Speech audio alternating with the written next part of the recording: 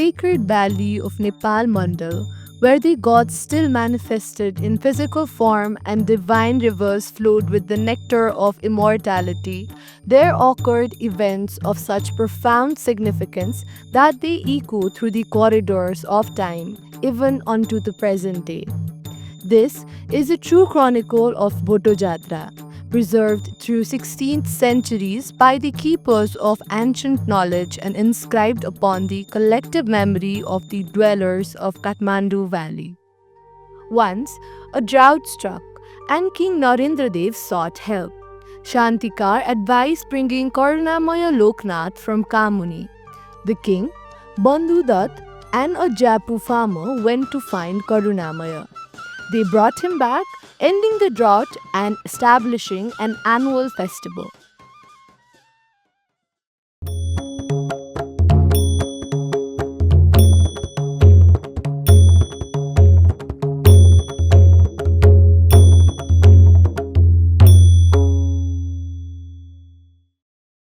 In the ancient and mystical Kathmandu, there was a serene lake called Taudaha. In the depths of this lake lived Karkotak, the king of all snakes. He was a deity who was half snake and half man, possessing great power and wisdom. One day, Karkotak's beloved wife fell ill with a severe eye infection.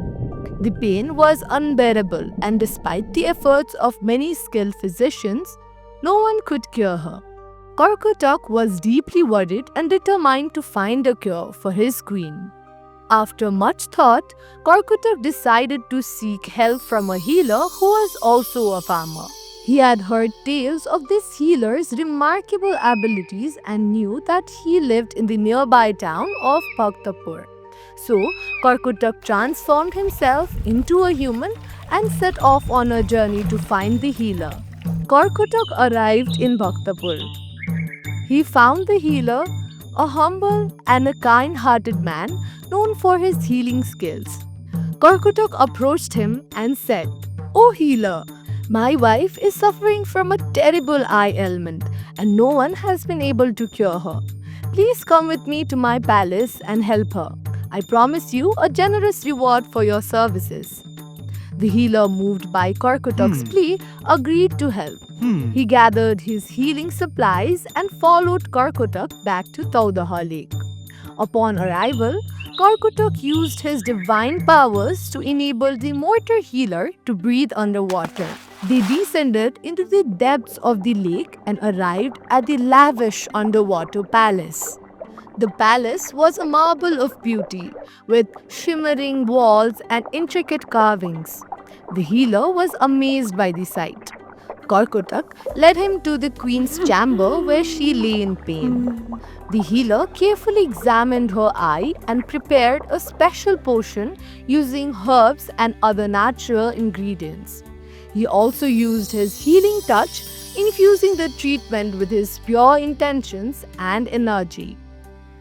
After a few treatments, the queen's eyes began to show signs of improvement. Slowly but surely, the infection cleared and her vision returned. The healer's simple yet effective treatment had worked and the queen was completely cured. Karkotak was overjoyed and extremely grateful to the healer. As promised, he rewarded him generously with gold and silver. Among the riches, he also gave the healer a magnificent black vest, bhoto, adorned with dazzling diamonds. The vest was a masterpiece, woven with great care and embedded with 9 powerful gems, each pulsating with subtle energies. The healer returned to his village, wearing the beautiful vest with pride. The news of his remarkable feat spread quickly, and soon everyone in the valley knew about the healer who had cured the serpent king's wife. On a bright morning in a quiet village, a Lakhe, a mischievous creature with wild red hair, sharp fangs, and a love for shiny things, spotted a healer wearing a dazzling bhoto. The Lakhe, burning with jealousy, decided it wanted the bhoto for itself and began to follow the healer, staying hidden like a shadow.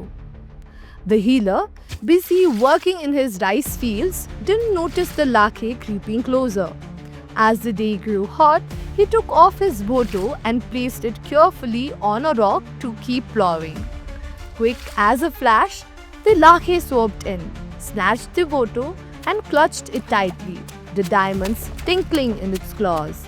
The healers turned just in time to see the lakhe's red hair disappearing into the tall grasses. Hey, stop! That's my boto, he yelled, dropping his tools and sprinting after the thief. The boto's diamonds glowed brightly, casting a shimmering light that revealed the lakhe's sneaky form for a few seconds before it vanished again. The healer chased the fleeting sparkles, running through muddy fields, leaping over small streams, and weaving between trees at the edge of the forest. Every time he got close, the lakhe's teasing laughter echoed around him, and the creature darted away. As the sun dipped low, the creature had escaped with the boto, leaving the healer exhausted but determined. He promised himself he'd track down the tricky lakhe and bring his precious vest back home. The healer searched high and low, asking every villager he met about his stolen boto, but no one had seen it. Days turned into weeks, and still there was no sign of the sparkling vest or the tricky lakhe. He began to lose hope, but everything changed during the lively Ratho Machindranath chariot festival. In the bustling streets, where huge crowds pulled a towering chariot, the healer's eyes widened. There, among the festival goers, was the lakhe, proudly wearing his magnificent boto. Furious, the healer pushed through the crowd and grabbed at the vest. "That's mine," he shouted. The lakhe smirked, pulling back and insisting, "No, this boto has always been mine." The loud argument echoed through the festival, drawing the attention of King who was overseeing the celebrations. The king, curious about the commotion, called the healer and the lakhe before him. Standing tall, he looked at the dazzling boto and then at the two claimants. "Both of you see this vest belongs to you," the king said calmly. "But who can prove it's truly theirs?" The healer stepped forward and told his story to King. "This boto was a gift from Karkotagnaga, the serpent," he said. "I healed the serpent queen's eyes and he gave me this vest as thanks." The lakhe, with a sly grin, shook its head and spun a different tale. "That's a lie. This photo has always been mine. The healer stole it from me while I was bathing in the river." The king listened carefully, but both stories sounded convincing and neither had proof. After a long pause, he spoke. "Since neither of you can prove who truly owns this jeweled vest, I will place it in the care of Lord Machindranath until one of you brings clear evidence." The crowd murmured as the boto was handed over to the festival priests for safekeeping. The healer begged for time to summon Karkotagnaga as his witness. He called out to the Serpent King, but no matter how long he waited, Karkotagnaga never appeared, perhaps unwilling to show himself to humans. The lakhe, too, offered no proof, only repeating its story. With no resolution, the boto remained with Lord Machindranath, sparkling a tradition that would live on for centuries, with the vest displayed each year at the festival, waiting for its true owner to claim it. Every year, at the end of Ratho Machindranath festival, a huge chariot reaches Jaulakhel in Patan. The boto, a shiny black vest with diamonds, is shown from all four sides.